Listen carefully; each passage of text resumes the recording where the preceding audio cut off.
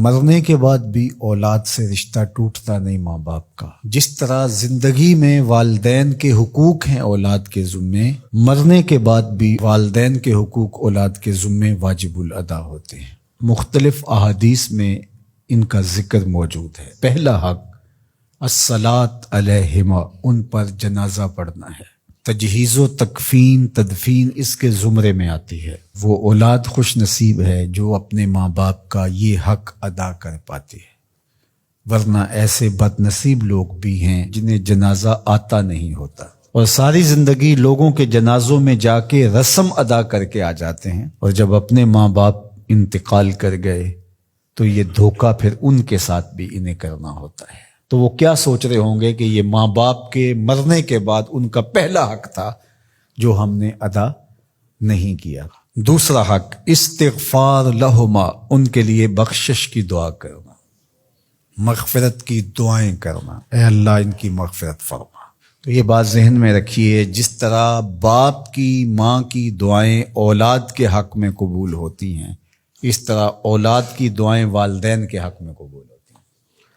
تو ان کے لیے استغفار کیا جائے۔ ایک شخص فوت ہوا اور اپنی بدعمالیوں کی وجہ سے قبر میں جکڑا گیا، تو بعد میں اچانک اس سے عذاب اٹھا لیا گیا کچھ عرصے کے بعد۔ تو بارگاہ عزدی میں عرض گزار ہوا، مالک میرے اعمال تو ایسے نہیں تھے کہ مجھے ان مشکلوں سے نکال کے کھڑکی کھول دی گئی جنت کی، تو کہا کہ تیرے مرنے کے بعد تیری بیوی کے ہاں جو بیٹا پیدا ہوا، تیرا بچہ پیدا ہوا، پھر اس نے اس کو پروان چڑھایا، اب وہ بولنے لگا اور اس کو وہ درس گاہ میں چھوڑ آئی، تو استاد نے اس کو پڑھایا، بیٹا پڑھو بسم اللہ الرحمن الرحیم، تو اس نے یہ پڑھا، مجھے شرم آئی کہ اس کا بیٹا مجھے رحمان الرحیم کہہ رہا ہے اور میں اس کو عذاب دوں۔ اللہ اکبر۔ اولاد نیک ہو تو اس کا فائدہ ماں باپ کو پہنچتا ہے۔ ایک حق یہ بھی ہے کہ اولاد نیک ہو، چونکہ اچھے اور برے اعمال قبر میں ماں باپ کو پیش کیے جاتے ہیں۔ اچھے ہوں تو خوش ہوتے ہیں، برے ہوں تو انہیں تکلیف پہنچتی ہے۔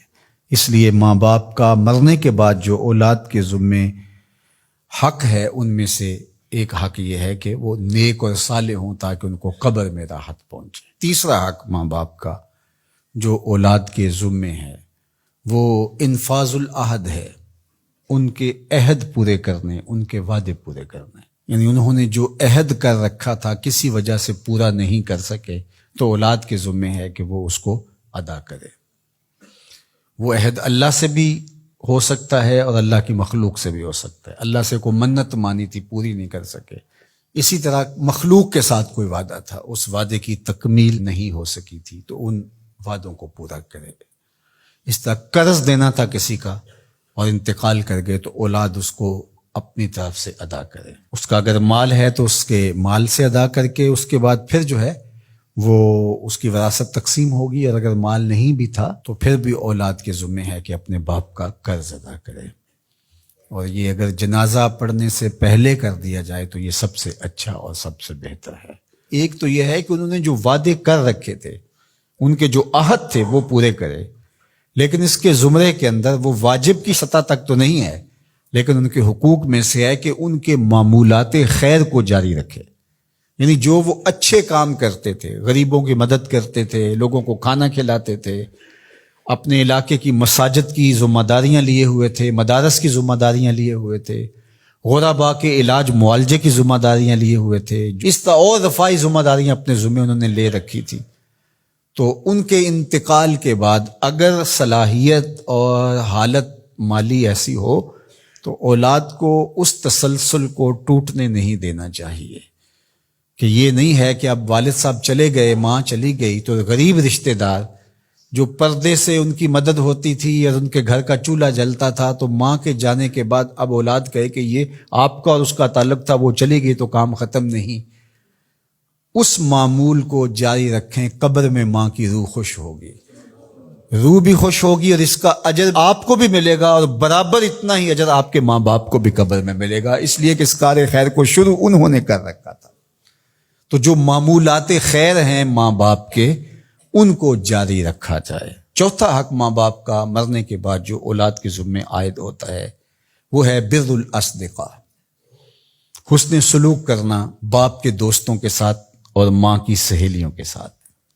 خالہ ماں کی جگہ پہ آتی ہے اور چچا باپ کی جگہ پہ آتا ہے. تو ماں کے انتقال کے بعد جو ماں کی طرف سے رشتہ داری کا سلسلہ ہے اس کو توڑ نہ دیا جائے کہ اب ماں نہیں رہی تو رشتے بھی ختم، اس طرح باپ نہیں رہا تو رشتے بھی ختم. تو ان کے ساتھ صلہ رحمی کی جائے. مرنے والے والدین کے حقوق کو کون ہے ایسا دین جو اس طرح بیان کرے گا؟ آج دنیا یورپ کی بات کرتے ہیں، وہ تو زندہ ماں باپ کو اولڈ پیپلز ہوم میں چھوڑ آتے ہیں. ایک ماں 10 بچوں کو پال لیتی ہے، 10 بیٹوں کو ایک باپ پالتا ہے، پھر 10 بیٹے مل کر ایک باپ کو نہیں پال سکتے. تو خوش نصیب ہیں وہ لوگ جو اپنے ماں باپ کی خدمت کو شعار زندگی کہتے ہیں.